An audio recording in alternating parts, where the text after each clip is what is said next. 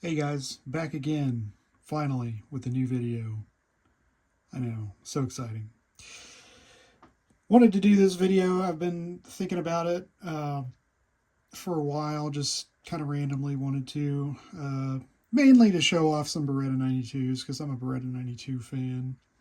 Uh, Also, just because I see a lot of the time, well, not a lot of the time, but I've seen in the past that when people talk about the Beretta 92, and they talk about the Italian guns versus the American made, or specifically the Tennessee made Beretta 92s, there seems to be this common thought.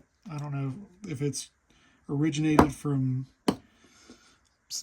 forums or just people talking online or whatever, but there seems to be this idea that the Italian made guns are better made than the newer Tennessee made Beretta 92s. Um, and I don't know where that came from. I'm not sure who started that, who started saying this, but obviously every company goes through quality control issues from time to time, and it seems right now, especially in the firearms industry, a lot of companies are going through like. Seems like Smith and Wesson seems to be going through some, and I know Beretta has certainly had quality control issues, but I'm here to tell you, these I've got a few examples of 92s here. First off, I've got a 92 A1 that was manufactured in 2015. It's got some wear on it. I bought it used last year. I've put 1,500 or so rounds through it. Changed some stuff on it, different grips that somebody gave me. Langdon tactical trigger bar, some sights, the Wilson safety, some other stuff, grip tape, beveled the mag well, that good stuff. So this is an Italian-made gun that was produced before the pandemic. It seems like since the pandemic, since COVID, there a lot of companies have had issues, and that was made before that. It was made in 2015, and these two guns are recent guns. Actually, I just got these. I got both of these this really within the past few months. This is an LTT Centurion. Both of these, and this is a full size LTT. Both of these came from a store. I did not order them through Langdon Tactical. They don't have the trigger jobs. They are just the base guns. This one does have a Langdon trigger bar that I just put in. That's why it's NP3 coated. But these are two factory Beretta Langdon Tactical guns. A lot of people seem to think that LTT makes these and sends them out. They don't. These are factory Beretta OEM guns. They're made, to LTT's specifications. That's why their name is on it. And Beretta sends, and then Langdon Tactical gets some, and does their work to them, their trigger jobs and other features that they offer. They're like their red dot cuts and stuff like that. But the base Langdon Tactical Beretta 92 is just a factory Beretta.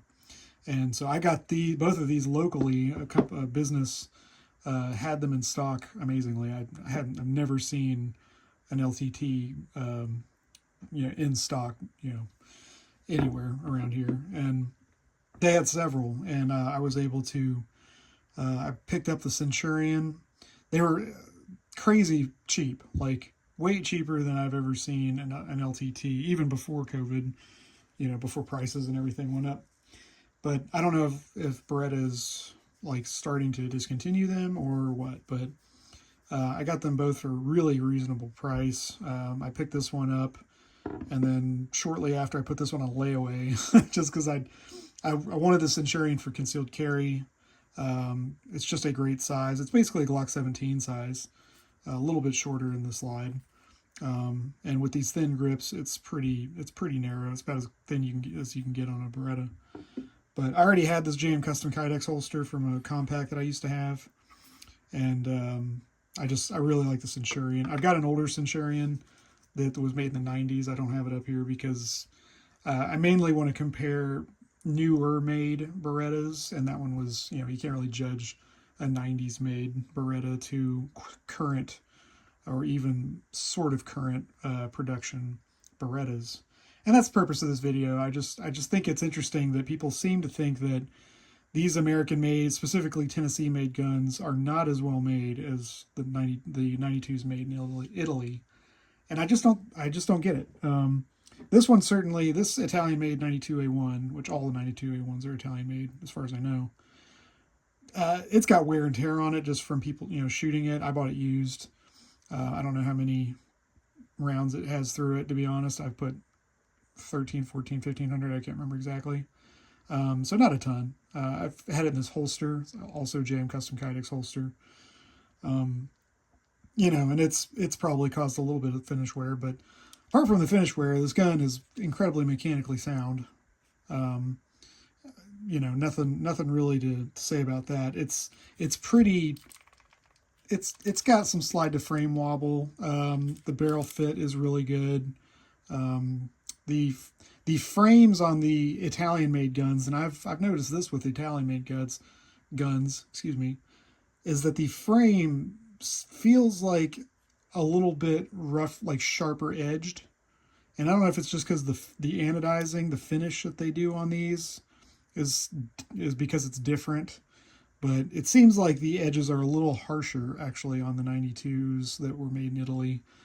The compacts that I've had were both made in Italy, and the same thing with them. Now, of course, the LTTs do have some of the rounding treatment along the trigger guard that Langdon specifically wanted with this model. So these are all, by themselves already pretty relieved as far as the sharpness goes. But the quality of machining, they're both great. This Centurion, when I picked it up at the shop, this thing was actually a little hard to rack because the slide to frame, especially in the rear, is really it's fit really close, and it's exceptional. As soon as I shot it and got a couple hundred rounds through it, it eased up a little bit, so now it racks and it feels just like any other Beretta, right? It's extremely smooth. Everything works great on this gun, and this gun has about 700 or so rounds through it now. I've put in the past couple of months, so it's broken in, quote unquote, and it still feels super tight, and it's laser beam accurate. This gun is incredibly accurate. I've been really enjoying it. I've been carrying it. I put a box of 50 round box of HSTs through it just to make sure, because that's my carry ammo, and it feeds and functions perfectly. And it's just great. It's a great gun. It's pretty much factory. I don't have an LTT trigger bar for this gun yet.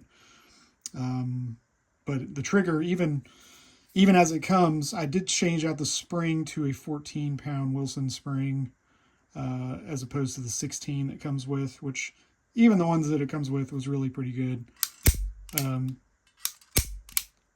Really, really exceptional, even without a trigger job, a Langdon trigger job. This gun I put on layaway. I actually put a different one on layaway, and when I went to pay it off, I was checking it out, and it had a little bit more slide to frame wobble. It felt more like this gun, and this gun's used and has a good number of rounds through it. So I asked them if they had another one, and they did. They had another full size. They let me check both of them out. This one was a little bit tighter, so they let me take this one instead, and it's really tight. It's really good. All the parts are exceptional. The trigger, I've got the LTT trigger bar and a 13-pound spring in this one, and it's exceptional. So very nice double action triggers out of the box, even without the trigger job. The Langdon trigger job is really nice. It's a nice upgrade, but it's not strictly necessary. The trigger bars are really where it's at, honestly. If you were to just get one part, it would be the trigger bar, and a 16 or a 14-pound spring if it's for carry or duty use. But these guns, these are new guns. These are new Berettas. And like I said, that other LTT that they had there was a little bit looser, and I picked this one. So there is obviously variations in tolerances that you're going to find with these types of guns, especially these metal frame guns that are, kind of an older design like the 92. You kind of expect stuff like that as far as the specs, right? Because there is a specification that the manufacturers have that tolerances can fall within a certain range and still be good. So it's just they will still work. So that's just the design, and that's why these, especially the M9s were meant to be all interchangeable, in the military. All those parts, slides and frames and barrels, all that stuff was meant to be interchangeable. So tolerances are not going to be, I would say that the looseness on like these guns are probably more of the rule. So this one was just tied out of the box and was exceptional.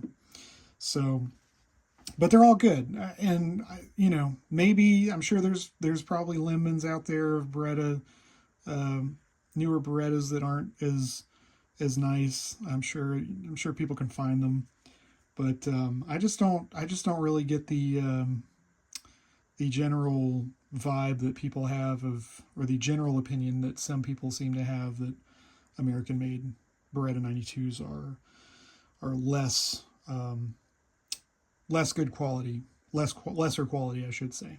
Less good quality. Is that an oxymoron? I don't know. But anyway, main thing, these guns are awesome. I wanted to show them off. That's really why I made the video, and I haven't put out a video in a long time. And I bought these. I'm not a shill for Beretta or anything. They don't give a shit about me. They don't even know who I am. So this is my honest opinion. And these guns are all really, really great. Filster Floodlight is a great holster. This is an old one. They make a new one that's probably even better. JM Custom Kydex holsters. Both of these are fantastic. The 92 is a great carry gun. I don't care what anybody says. Yeah, it's a little bigger. Yeah, it's heavier. The Centurion is like the ultimate 92 carry gun. I've had the compacts before. They are great. I can't get behind the grip. The regular 92 grip is already kind of short. It's actually kind of like a Glock 19 size grip, to be perfectly honest. It's a little bit bigger as far as length. But it's just so much more comfortable, especially with these thinner G10 grips. It's just the LTT, factory LTT is just an excellent, I think it's still the best Beretta, production Beretta. I wish they would come out with one of these with the RDO cut, just the factory Beretta red dot cut. I know the Langdon cut is probably superior in a lot of ways, but it is what it is. I would be fine with the regular Beretta red dot cut, but these as they are, for the price especially, you really can't beat them. I got both of these for less than what they'd cost pre-COVID, which is, given inflation and all that stuff, it's kind of unreal. I don't know if they're discontinuing the LTT or not. Hopefully not, but I have a feeling they probably are, because they're probably wanting to standardize on stuff, and especially like the Vertec grip frame. I'm sure they probably want to just make that frame and not worry about making the old school M9A1 frame anymore. But anyway, I'm happy to have gotten these ones. Love carrying them, love shooting them, and I just wanted to make a video mainly to show them off and to also kind of discuss this whole issue of Beretta quality You know, like I said, every company has issues from time to time, but I think you know, as long as you go to a shop and you can inspect the product. Like I said, I was able to, you know, kind of compare this one to another one. I was able to pick the one that I wanted. It's a little bit tighter, but they were both. The other one was fine. It's just like minute differences. So I think if you can do that, that's the way to go.